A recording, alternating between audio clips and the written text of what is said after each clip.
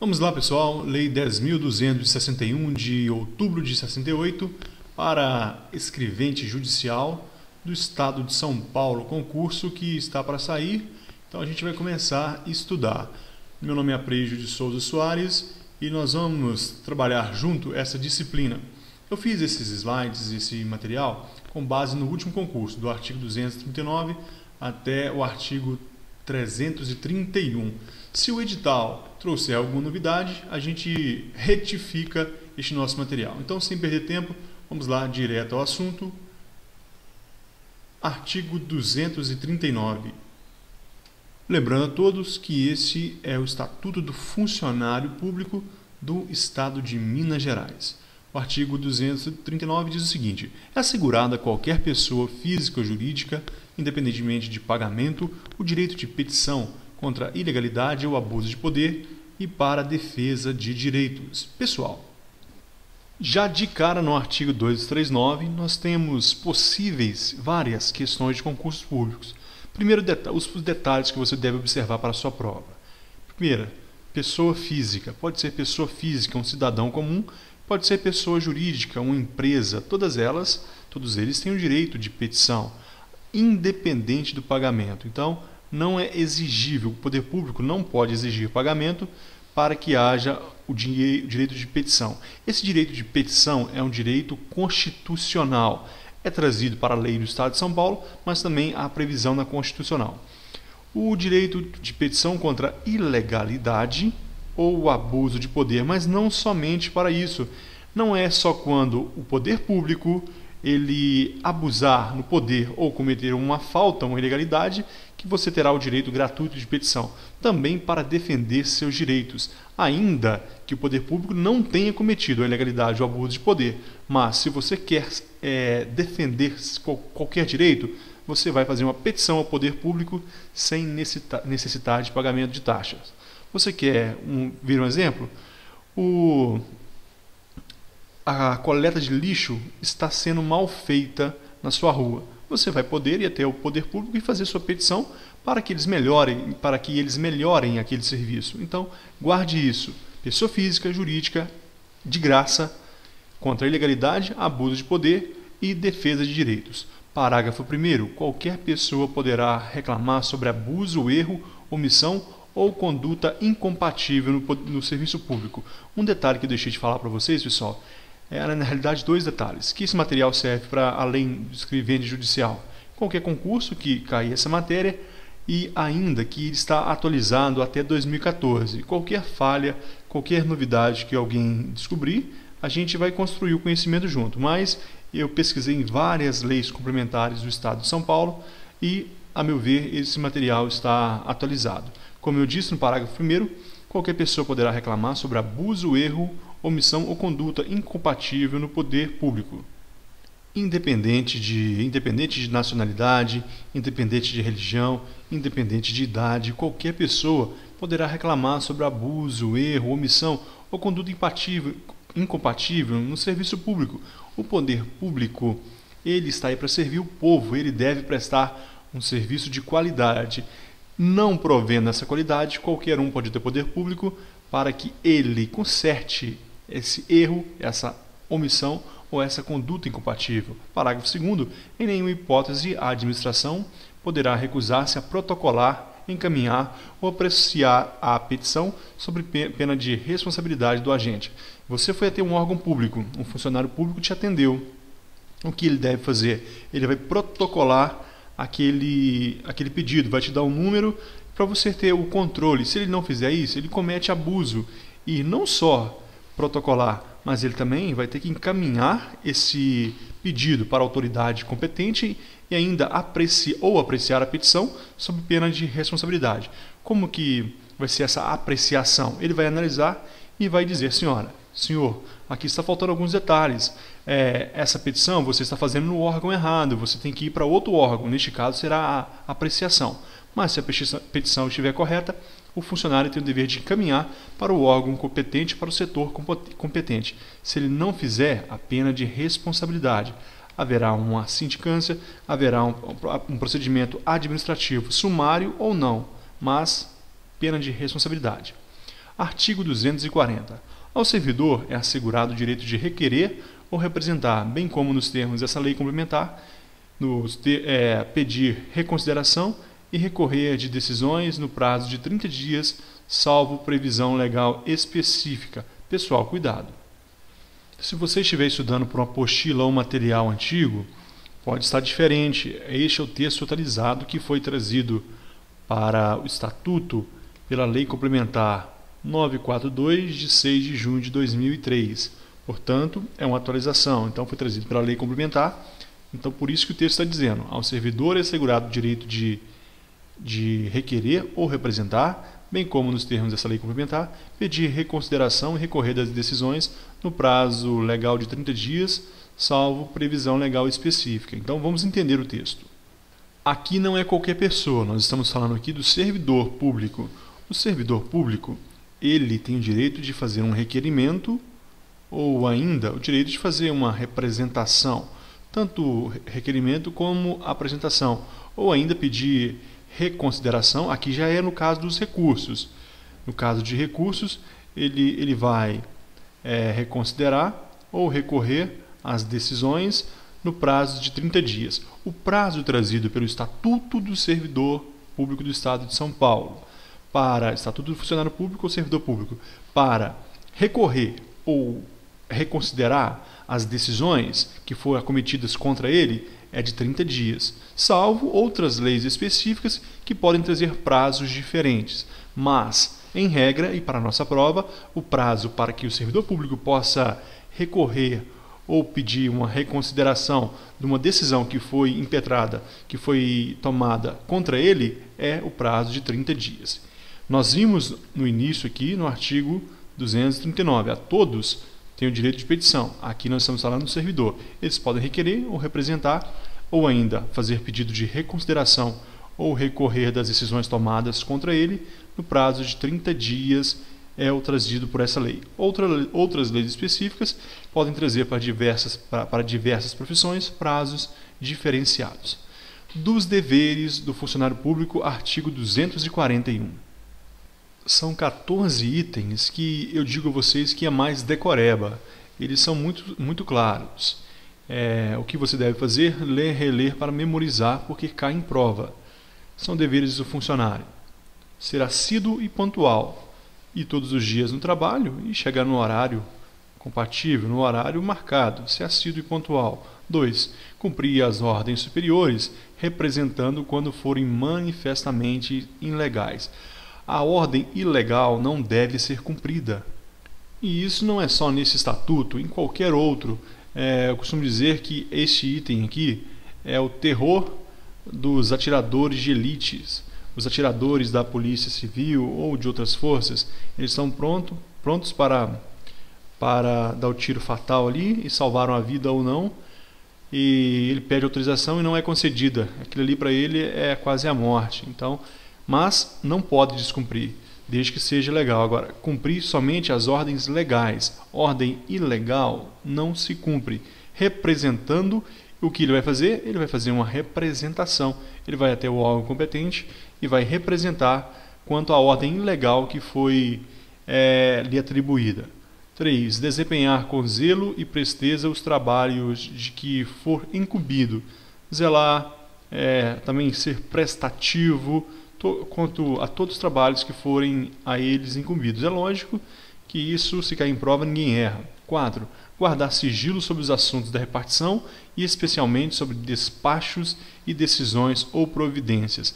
O funcionário público que trabalha em qualquer setor, exemplo, um escrevente judicial, ele não vai sair contando para os seus familiares, para os vizinhos, sobre as decisões, sobre os processos, sobre aquelas coisas que chegam nas suas mãos. Ele deve guardar sigilo sobre assuntos que são da repartição.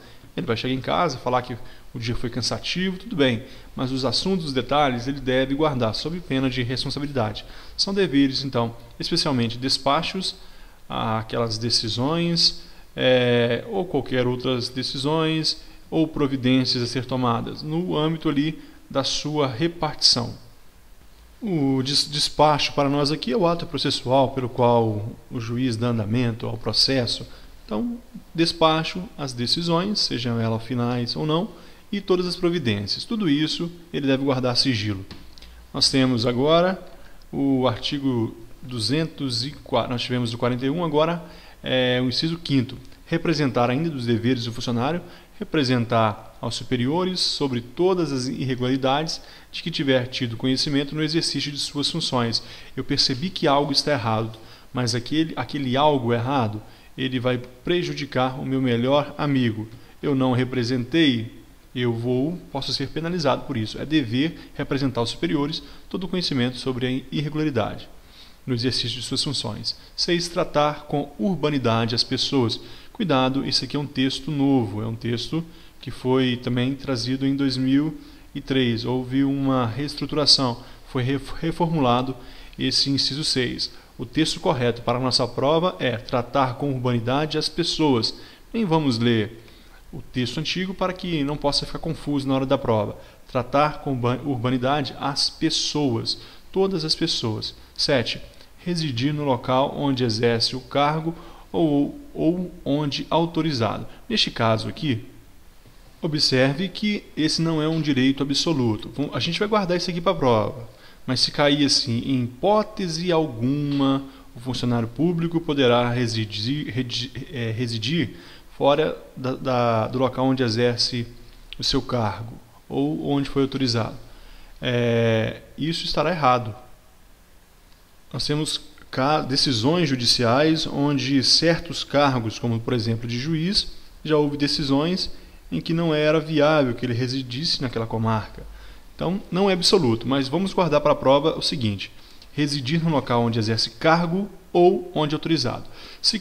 Já caiu em prova, tirando isso aqui, olha, dizendo assim, em hipótese alguma, um funcionário público poderá residir no local onde exerce o cargo. Neste caso aqui estava errado por causa disso aqui, pode ser no local ainda onde foi autorizado, numa cidade muito próxima, entre outros locais. Mas essa é a regra. 8º, é dever ainda do funcionário público providenciar para que esteja sempre em ordem no assentamento individual a sua declaração de família. Eu era solteiro quando entrei no serviço público. Está na minha ficha. Eu casei, eu não anotei. Eu tive um filho, não anotei. Eu mudei, não anotei. Não pode. Ele deve providenciar para que na sua ficha de assentamento individual e declaração de família estejam de acordo, estejam atualizados. É dever. Pessoal, se estiver ficando confuso, fique tranquilo que nós faremos mais adiante inúmeros exercícios que irão fixar o nosso conhecimento. 9. Zelar pela economia do material do Estado e pela conservação do que lhe for confiado a sua guarda ou utilização. Todo o material da sua repartição, ele vai economizar. Ele está percebendo que está gastando água, produtos de higiene, entre outros. E ainda o material que lhe for confiado, papéis, computadores, entre outros. 10. Apresentar-se convenientemente trajado em serviço ou com uniforme determinado quando for o caso. Observe que essa é uma presunção absoluta. Observe que para o escrevente judicial, principalmente aqueles que vão trabalhar nos fóruns, nem mesmo as pessoas leigas podem adentrar aquelas repartições trajado de qualquer forma, muito mais o funcionário. 9. Atender prontamente, com preferência sobre qualquer outro serviço, às requisições de papéis, documentos e informações ou providências que lhe forem feitas pelas autoridades judiciárias ou administrativas para a defesa do Estado em juízo. Eu estou em minhas mãos com 10 processos em andamento, estou até o pescoço de serviço e eu recebo intimação, pedidos de documentos para a defesa do Estado por autoridade judiciária, juiz, desembargador ou administrativa. Para a defesa de quem? Do Estado em juízo. Neste caso, para a defesa do Estado, em questões judiciais, eu vou atender prontamente. Eu vou deixar tudo o que eu estou fazendo para atender essa requisição. Papéis, documentos, informações ou providências. Foi feito por quem? Autoridade do Judiciário ou autoridade administrativa. Para a defesa do Estado, neste caso, a autoridade administrativa aqui, pode ser, por exemplo, um secretário de Segurança Pública. Eu vou atender prioritariamente ele, deixando de lado aquilo que estou fazendo. 12. cooperar e manter espírito de solidariedade com os companheiros de trabalho. Então, manter aquela colaboração, aquele ambiente solidário. 3. Estar em dia com as leis, regulamentos, regimentos, instruções e ordem de serviço que digam respeito às suas funções. Eu, como funcionário público, eu vou trabalhar para o Estado. Eu vou ser um braço do Estado. Eu serei a mão do Estado. Como que eu vou trabalhar para o Estado se eu estou violando as normas que o Estado impõe sobre as pessoas? Por isso eu tenho que estar em dia com as leis. Eu devo cumprir as leis, seja ela de trânsito, seja elas leis, quaisquer regulamentos feitos pelos executivos, os regimentos, no caso também da repartição, instruções, ordens superiores de serviço, a que digam respeito às suas funções. Tudo isso eu devo cumprir. 14. Proceder na vida pública e privada na forma que dignifique a função pública. Essa é muito importante. Nós veremos posteriormente que, por exemplo, ir ao serviço embriagado é uma falta, e também viver embriagado fora do serviço também. Eu devo, na vida pública e privada, ter uma postura que dignifique a função que eu exerço. Isso é muito importante. Nós vamos continuar agora falando das proibições. Se o seu material não estiver atualizado, esse artigo 242 pode estar em vigência ainda, mas saiba que ele foi revogado, o inciso 1 do artigo 242. Ao funcionário é proibido. Nós vamos falar das proibições a partir do inciso 2. Vamos lá. O inciso 1 foi revogado. 2. Retirar sem prévia permissão da autoridade competente qualquer documento ou objeto existente na repartição. Muito tranquilo. Quando for uma situação complicada, que exige um maior detalhamento, a gente vai comentar. Mas aqui é muito tranquilo. Eu não posso retirar, sem prévia autorização, qualquer documento ou objeto que há na minha repartição. Pode caracterizar até mesmo furto. 3. Entreter-se durante as horas de trabalho em palestras, leituras ou outras atividades estranhas ao serviço. É o caso do funcionário público que está muito ocupado com uma figura, o funcionário público que está trabalhando difícil aí no jogo de paciência enquanto a fila cresce. Então isso é falta, está proibido pelo estatuto. Deixar de comparecer ao serviço sem causa justificada. A justificação, ela independe de atestado médico. Você foi ao médico, vai retirar um atestado, posteriormente vai levar ao trabalho. Antes de levar o atestado, eu tenho que comunicar ao serviço para que que o serviço possa se reestruturar, possa se adaptar. É lógico que há situações de acidente, entre outros, que vai ser impossível a comunicação, mas a regra é comunicar. 5. Tratar de interesses particulares na repartição. A repartição não é para isso, é para atender o interesse público. Então é lógico que há essa proibição. 6. Promover manifestações de apreço ou desapreço dentro da repartição ou tornar-se solidário com elas. Este caso aqui incorre em falta, nesse inciso 6, o funcionário público que manifesta publicamente, tem que ser público, manifesta publicamente apreço ou desapreço a favor ou contra alguém. Há uma decisão, há um litígio, há uma questão. E esse funcionário, ele era escrevente, por exemplo, ele deveria somente fazer aquele ofício, arquivar aqueles documentos, mas ele vai publicamente, ou dentro da repartição mesmo, dentro da repartição, mas de maneira pública. Ele vai e defende, ou dá sua opinião publicamente, contra ou a favor. Ele não tinha essa função, então ele está proibido de promover essa manifestação de apreço ou desapreço. 7. Exercer comércio entre os companheiros de serviço, promover ou subscrever lista de donativos dentro da repartição. Comércio dentro da repartição é ilegal.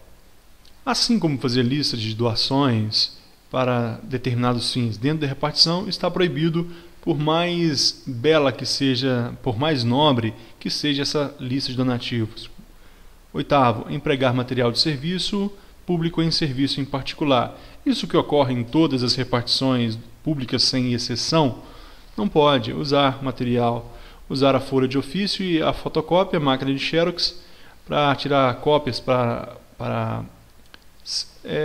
você mesmo, para suas necessidades, entre outros, material de serviço. Não pode, está proibido pela lei. Eu listei os 8 itens da proibição. Na próxima aula nós vamos dar continuidade, ainda falando das proibições no artigo 243. Muito obrigado e até o vídeo 2. Valeu!